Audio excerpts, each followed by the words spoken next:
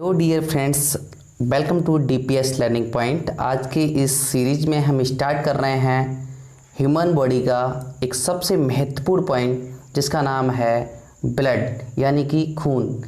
ये बहुत ज़्यादा महत्वपूर्ण भूमिका निभाता है हमारे शरीर में। अगर ये नहीं होता तो हम अपनी शरीर की सारी क्रियाओं को नहीं कर पाते हैं। तो चलिए आज जानते हैं इस महत्वपूर्ण टॉपिक के बारे में।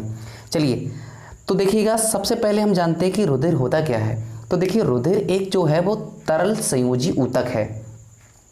ये जल से थोड़ा अधिक हल्का क्षारीय होता है। अब क्षारीय चीज़ें क्या होती हैं? जिनका पीएच वैल्यू 7 से ऊपर होता है, यानी कि 7 से जिनका वैल्यू 7 से ऊपर ज़्यादा होता है उनको हम कहते हैं क्षारीय। अब जो 7 से कम होती हैं वो क्या होती हैं?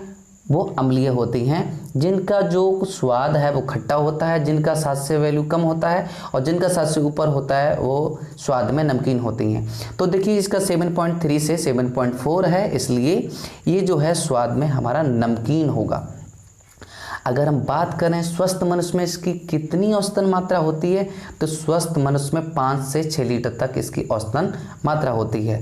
अगर हम बात करते हैं कि शरीर के कुल भार का ये कितने % होता है, तो शरीर के कुल भार का 7 से ये 8% तक होता है। अब देखिएगा, शरीर के अंदर कई सारी सेल्स पाई जाती हैं जिनके नाम आपको मैं स्पष्ट रूप से दिखाई दे रहा हूँ। जैसे कि इसका पहला नाम है रेड ब्लड सेल्स यानी कि लाल रक्त कणिकाएं। दूसरा है आपका श्वेत रक्त कोशिकाएं यानी कि वाइट ब्लड सेल्स। तीसरा है आपका प्लेटलेट्स। क्या क्या कार्य करते हैं ये, आइए जानते हैं। जैसा कि सबसे पहले है आपका आरबीसी यानी कि रेड ब्लड सेल्स। इनका काम क्या होता है? देखिएगा, लाल रक्त कोशिकाएं मुख्यतः हीमोग्लोबिन की बनी होती हैं, और ये हीमोग्लोबिन के कारण ही जो खून का रंग है वो लाल दिखाई देता है हमारे लिए। अगर ये हीमोग्लोबिन ना हो हमारी खून के अंदर, तो हमारा जो खून है वो लाल रंग का दिखाई नहीं देगा। अब देखो, हीमोग्लोबिन का क्या कार्य होता है, तो आइए जानते हैं। देखिए, यहाँ पर हीमोग्लोबिन का पहला कार्य क्या है कि रक्त को लाल रंग प्रदान करना। सबसे पहला कार्य है कि रंग को ये खून के लिए रंग देता है।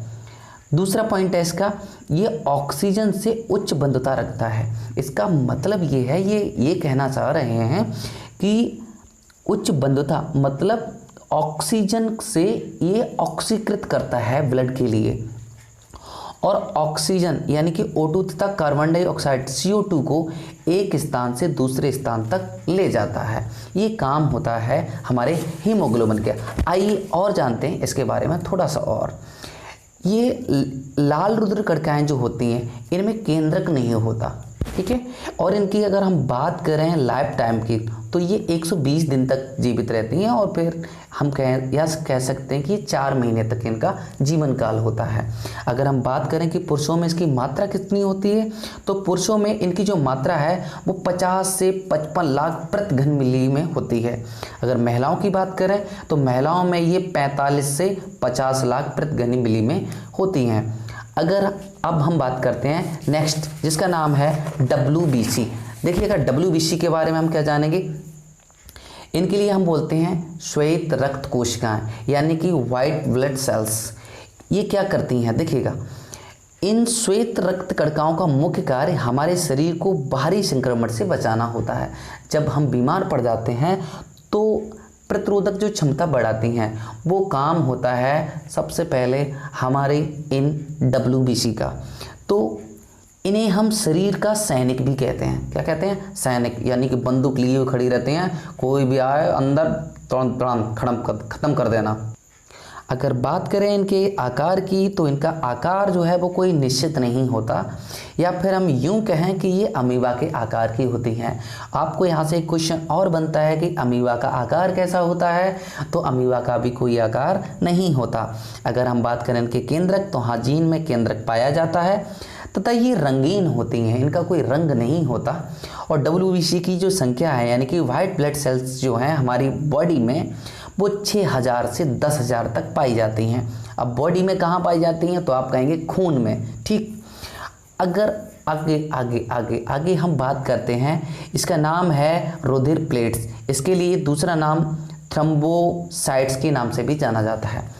अच्छा, इसका कार्य क्या होता है? शरीर के किसी भाग में अगर हमारा बॉडी कहीं पर कट गया है तो बहुत तेज़ी से खून निकल रहा होता है, तो ये रुधिर प्लेट्स ही होती हैं जो उसमें थक्का जमा देती हैं खून के अंदर, तो वो क्या होता है, बह नहीं पाता है। इससे कोई भी जीव है उसके अंदर से पूरा खून नहीं निकल पाता, जिससे उसकी जान बच जाती है। और दोस्तों बताइए, अगर क्या हो उसके शरीर से पूरा खून निकल जाएगा तो ख़त्म हो जाएगा जीव, क्योंकि जितना भी सर्कुलेशन सिस्टम है वो हमारा पूरा ब्लड ही करता है, जो हमारे शरीर को फुर्ती बनाए रखता है, स्फूर्ति में बनाए रखता है, और आप सारे कार्य के लिए बहुत जुनून के साथ करते हैं। तो सबसे ज़्यादा बहुत ज़्यादा इंपॉर्टेंट है हमारी प्लेटलेट्स, जो हमारे शरीर में थक्का बनाए रखती हैं, थक्का बना देती हैं जब हमारा खून का बहाव बहुत तेज़ी से होता है, जब हम कट सट जाते हैं। तो चलिए अगली बात हम जानते हैं इस प्लाज्मा के बारे में। क्या होता है इसकी प्लाज्मा?